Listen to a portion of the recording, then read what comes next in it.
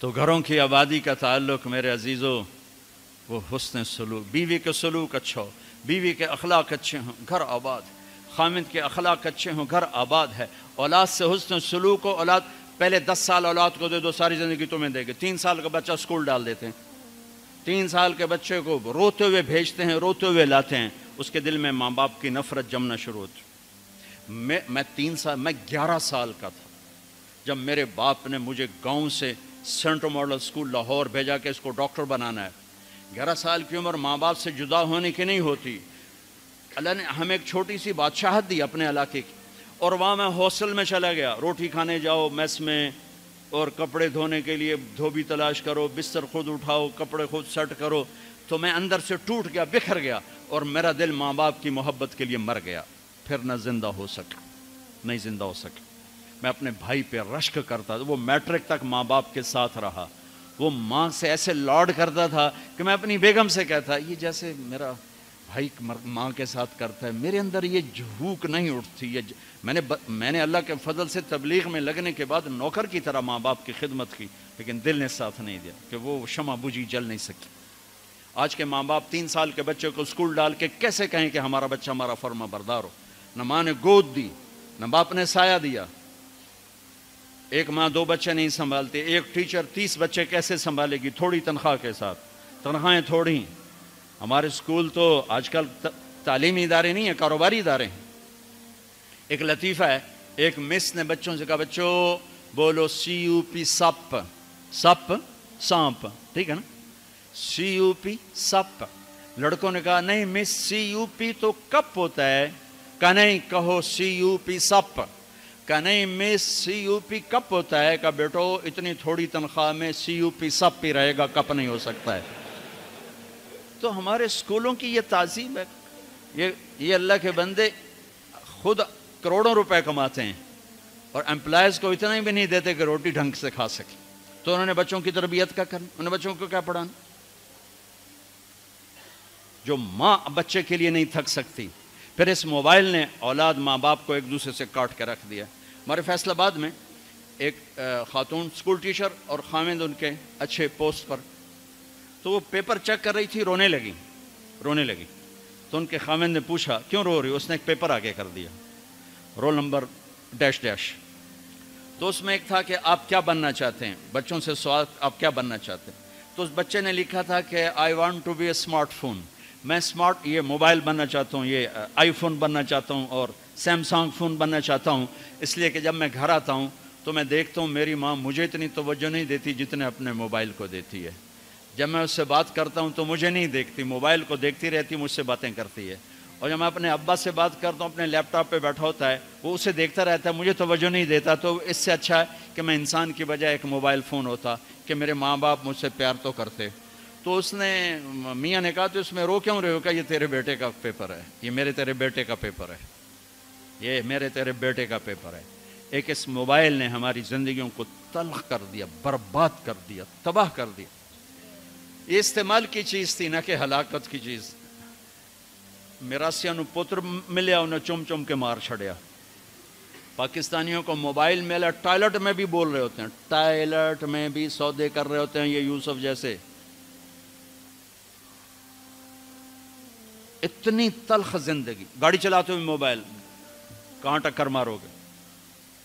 میرے کالج کا جگری یار 2 ٹکڑے کر دیا بس والے نے اس کے پیچھے، پوری گاڑی اس پر چڑھا دی۔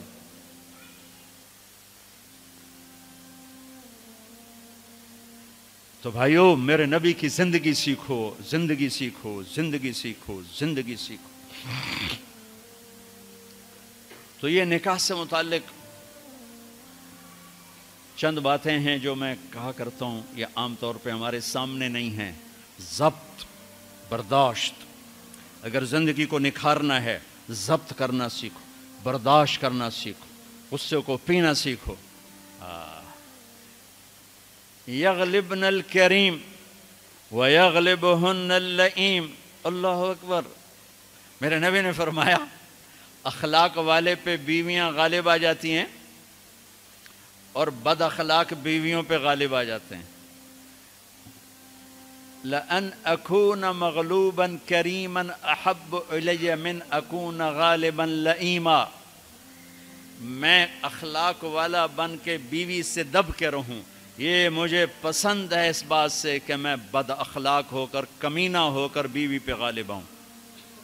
لئیم بد اخلاقی کی آخر جس کو ہم کمینہ کہتے ہیں۔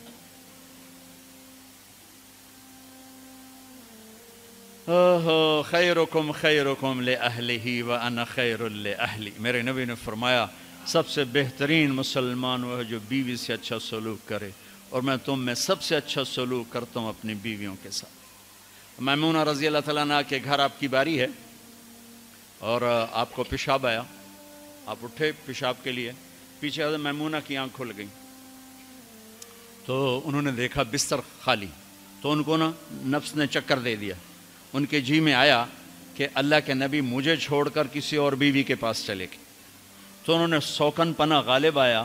سوکن تو سوکن ہی ہوتی ہے، سو کن یہ دو لفظ ہیں، سو کن، سو عدد ہے، کن کسے کہتے ہیں؟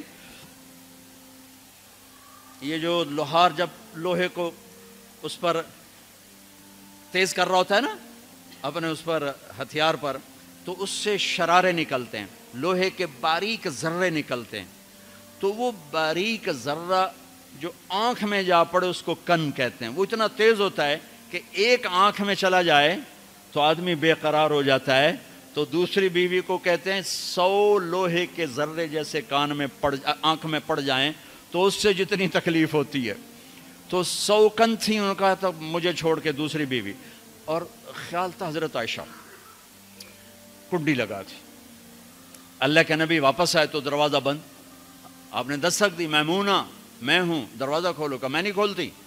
ہم نے کہا کیا ہوا؟ کہا مجھے چھوڑ کے دوسری بیوی کے پاس جاتے ہیں، باری میری ہے۔ آپ نے کہا اللہ کی بندی انی حاقن، اب مجھے زور کا پیشاب لگا تھا میں اس لیے گیا تھا۔ کہا نہیں کوئی پیشاب نہیں ہے، مجھے پتہ ہے۔ آپ نے کہا میمونہ میں اللہ کا رسول ہوں، میں کبھی خیانت کر سکتا ہوں؟ پھر ان کو کرنٹ لگا، اوہ یہ میں نے کیا کیا، تو اللہ کا رسول، پھر ڈرتے ڈرتے دروازہ کھولا، پتہ نہیں اللہ کے نبی کیا کریں گے۔ آپ اندر آئے اور مسکرائے اور جا کر اپنی چارپائی پہ لیٹ گئے۔ تو میرے عزیزوں، میرے بھائیوں، کسی بھی انسان مرد عورت کی زندگی کی خوبصورتی، خوشحالی، خوشحال، خوش ایک کیفیت کا نام ہے، حال ایک لمحے کا نام، لمحہ موجود کو حال کہتے ہیں۔ خوشی ایک کیفیت ہے۔ لوگ کیا سمجھتے ہیں خوشحال ہے، پیسے بہت ہیں۔ میں نے تو کسی پیسے والے کو خوشحال نہیں دیکھا، سب کو میں نے اپنے مسائل کا میں گھرا ہوا دیکھا ہے۔ خوش اور حال دو لفظوں کو ملا کر گیا خوشحالی، خوشحال، ہر لمحہ موجود میں خوشی ہو، ہر لمحہ گزرنے والے میں خوش ہوں، اس کا تعلق میرے آپ کے اخلاق کے ساتھ ہے، پیسوں کے ساتھ نہیں، چیزوں کے ساتھ نہیں۔ تو بھائیو اپنے اخلاق بنائیں، میں بھی بناؤں، آپ بھی بنائیں۔ اور میرے نبی نے کہا علی میں تمہیں اولین و آخرین کے اخلاق بتاؤں، اولین و آخرین کہ جی کیا ہیں؟ وَتَصِلُ مَنْ قَطَعَكَ وَتُعْتِ مَنْ حَرَمَكَ وَتَعْفُ عَمَّنْ ظَلَمَكَ، جو توڑے اس سے جوڑ، سبحان اللہ، جو نہ دے اس کو دے، جو زیادتی کرے اسے معاف کر دے۔ کہ یہ اولین و آخرین کے اخلاق۔ اور جو یہ سیکھ گیا، آپ نے کہا میں ضامن ہوں جنت الفردوس میں گھر لے کر دوں۔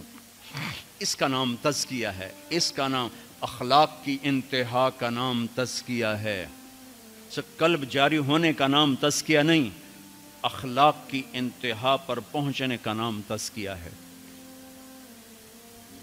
تو میرے عزیزو، اپنے آپ کو بھی سناتا ہوں، آپ کو بھی، فرحان کو بھی، سب کو، ہم اپنے گھروں کو خوبصورت بنائیں اچھے اخلاق کے ساتھ۔ جس کے اخلاق اچھے ہیں، جسے برداشت کرنا آتا ہے، تعریف کرو، اپنے بچوں کی تعریف کرو، اپنے شاگردوں کی کوئی خوبی دیکھو تعریف کرو، اپنی بیوی میں کوئی خوبی دیکھو تعریف کرو، اپنے ماں باپ میں کوئی خوبی دیکھو تعریف کرو، بیوی اپنے خاوند میں کوئی خوبی دیکھے تعریف کرے تو دل بڑا ہو جاتا ہے۔ خوشامد حرام ہے، تعریف حق ہے۔ جو آپ سنتے ہو حدیث پاک، جو تمہارے منہ پہ تمہاری تعریف کرے اس کو منہ میں مٹی ڈالو، یہ اس سے مراد تعریف نہیں، خوشامد ہے۔ جو تمہاری خوشامد کرے اس کے منہ میں مٹی ڈالو۔ یحبون ان یحمدوا بما لم یفعلوا، یہ خوش آمد ہے، تعریف کسی مسلمان کا جائز حق ہے اس کی خوبی پر۔ اپنی بھی وہ ڈاکٹر عبدالحی صاحب رحمۃ اللہ علیہ ایک مرید کے ہاں گئے کھانا کھانے، تو کھانا ان کو پسند آیا، انہوں نے مرید سے پوچھا کس نے بنایا؟ کہا جی میری بیگم نے بنایا۔ کہا بلاؤ۔ وہ بیگم آ گئی تو کہنے لگے بیٹی میں نے آپ کے ہاتھ کا پکا کھانا کھایا، بہت بڑھیا تھا، بہت پسند آیا، جزاک اللہ خیر، جزاک اللہ خیر۔ تو وہ بیگم رونے لگی زارو قطار۔ تو ڈاکٹر صاحب رحمۃ اللہ علیہ نے پوچھا بیٹی رونے کی کیا بات ہے؟ کہا حضور آپ کے مرید کے پاس 30 سال ہو گئے، 30 سال میں ایک لفظ کبھی میں نے اپنی تعریف کا نہیں سنا۔ دنیا کا بڑا بخیل انسان ہے جو کسی کی جائز تعریف بھی نہ کر سکے۔ تو بھائیو رشتوں کو پانی پلاؤ، حسن سلوک کے ساتھ، تعریف کے ساتھ، درگزر کے ساتھ، محبت کے ساتھ، شفقت کے ساتھ، سینہ کھلا رکھو۔ اللہ نے عبادات کے اشارے کیے، اخلاق کو تفصیل تفصیل تفصیل سے بتایا۔ تو اللہ تعالیٰ میرے بھی اخلاق اچھے کر دے، آپ کے بھی اچھے کر دے۔ اگر ہمارا علمی حلقہ حسن سلوک، حسن اخلاق اور زبان کی شدت سے نرمی پر آ جائے تو کیا سے کیا پھول کھل جائیں گے، کیا سے کیا گل کھل جائیں گے۔ اسی چیز کو اپنے گھروں میں زندہ کرنا ہے۔ ضحاکن بسامن، میرے نبی گھر میں ہنسنے والے تھے، مسکرانے والے تھے، اپنے گھر والوں کے ساتھ ایک عام انسان کی طرح رہنے والے، گھر میں جھاڑو دے رہے ہیں، اپنے کپڑے دھو رہے ہیں، کپڑا پھٹ گیا خود سی رہے ہیں، جوتا ٹوٹ گیا خود اس کو ٹھیک کر رہے ہیں۔ میرے نبی کا اپنے گھر کے یہ کام تھے۔ اور تبلیغ اس کو سیکھنے کی ایک محنت، جہاں سے مل جائے۔ تبلیغ خوبصورت محنت ہے، تزکیہ کی ہے، اللہ کے نیک بندوں کی صحبت میں بیٹھو، جہاں سے بھی یہ دولت ملے اسے حاصل کرنے کی کوشش کرو۔ اور تبلیغ ایک اس وقت کھلا راستہ ہے، جاؤ گے تو اللہ تعالیٰ بہت کچھ نصیب فرمائیں گے۔ ارادہ کرتے ہو انشاءاللہ؟ تو اب آپ ایک ماحول میں، ایک معاشرے میں ہو